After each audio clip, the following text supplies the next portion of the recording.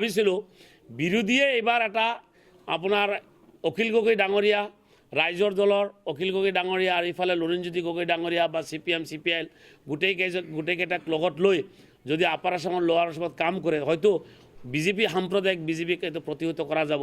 কিন্তু যিটো দেখা পাইছোঁ মই আগৰ পৰা কৈ আছোঁ আমাৰ দলৰ সভাপতি মৌলানা বদৰুদ্দিন আজমল চাহাবে বাৰম্বাৰ কৈ আছে যে কংগ্ৰেছত যিসকল ব্যক্তি ডাঙৰ ডাঙৰ লিডাৰ আছে গোটেইকেইজন হিমন্ত বিশ্ব শৰ্মা ডাঙৰীয়াৰ পেইড সার্ভেন্ট হিসাবে কাম করে আর তার ফল আপনাদের দেখা পাইছে যে কংগ্রেস আপার আসাম বিধ্বস্ত অবস্থা হয়েছে। কংগ্রেসের যিজন নাকি প্রেসিডেন্ট আছিল APCCৰ আপনাৰ ভূপেন বৰা তেখেতে ইতিমধ্যে আপনাৰ বিজেপিলৈ গমন কৰিছে।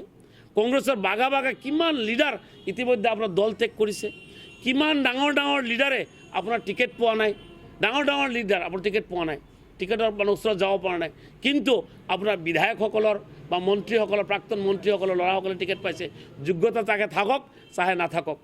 আজি সেইখিনিত আপোনালোকে দেখা পাইছে যে কংগ্ৰেছ বিধ্বস্ত।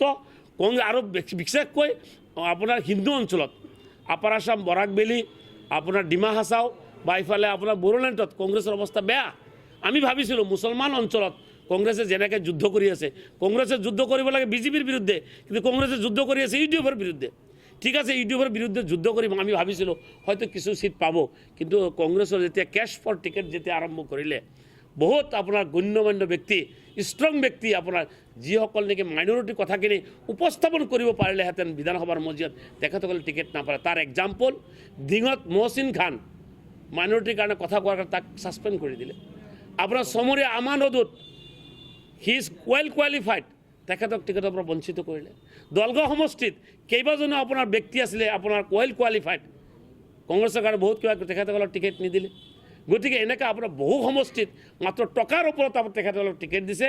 গতিকে এতিয়া কংগ্ৰেছে লাগিছে আমি আৰু কংগ্ৰেছৰ বিৰুদ্ধে ইমান যুদ্ধ কৰিব নালাগে। কংগ্ৰেছৰ বিৰুদ্ধে যুদ্ধ কৰি মঙলদৈত বিধ্বস্ত, মঙলদৈত অৱস্থাই নাই এতিয়া। সকলো ডিষ্ট্ৰিক্ট কমিটি গোটেই আপোনাৰ ৰিজাইন কৰিছে। আপোনালোকে চাই থাকক দলগাঁৱতে কি পৰিস্থিতি হয়, আপোনালোকে চাই থাকক, খালি ঘোষণা হোৱাৰ বাকী আছে। গতিকে আপোনালোকে চাই থাকক। কংগ্ৰেছ আমি ভাবিছিলোঁ যে হয়তো এটা ভাল এটা ৰিজাল্ট কৰিব পাৰিব, কিন্তু এই মুহূৰ্তত আমি যিটো দেখা পাইছোঁ যে বিহাৰতকৈ ভাল ৰিজাল্ট নহ'ব। আৰু বিহাৰতকৈ হয়তো এটা দুটা +-1 হ'ব পাৰে, এনেকুৱা পজিশ্যনলৈ কংগ্ৰেছ গৈ আছে। UDFে চাওক আজিৰ দিনতো আমি যিখিনি কষ্ট কৰি আছোঁ আমাৰ 20+ সিট আমাৰ দখলত থাকিব, 20+ সিট থাকিব। আৰু এইবাৰ বিৰোধীৰ ভূমিকা আমি ল'ম। এবাৰ আছিলে 2011 চনত UDF বিৰোধী ভূমিকা পালন কৰিছিলে আৰু এইবাৰ 2026 চনত UDFে বিৰোধী ভূমিকা পালন কৰিম। চাই থাকক আপোনালোকে।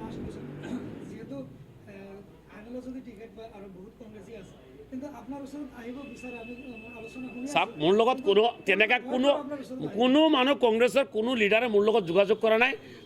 গোটেই মানুহ কংগ্ৰেছৰ কেণ্ডিডেটকে ভোট দিব তেখেতসকলে হয়তো মনে মনে কষ্ট নকৰে।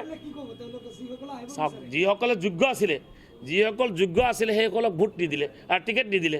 গতিকে যদি কোনোবা যদি যোগাযোগ কৰে বা হেৰি কৰে মই আহ্বান জনাম, একেলগে আমি কাম কৰোঁ। দলগাঁওখন উন্নয়নৰ কাৰণে মই তেখেতক আহ্বান কৰিম, আপোনালোকে আগুৱাই আহক। আপোনালোকে হেৰি বাদ দিয়ক, দল বাদ দি কিনে দলগাঁৱৰ স্বাৰ্থত দলগাঁৱৰ উন্নয়নৰ স্বাৰ্থত আগুৱাই আহক। মই আপোনালোকৰ লগত সহযোগ কৰিম, এইটোৱে ক'ম আৰু কি ক'ম।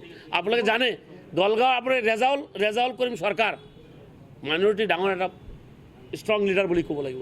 তেখেতক কিমান লাঞ্ছনা বঞ্চনা কৰিলে, তেখেতক টিকেট নিদিলে, তেখেতক উলিয়াই দিব লগা হ'ল। গতিকে তেখেতক আমি আনি কিনে সন্মান দিছোঁ।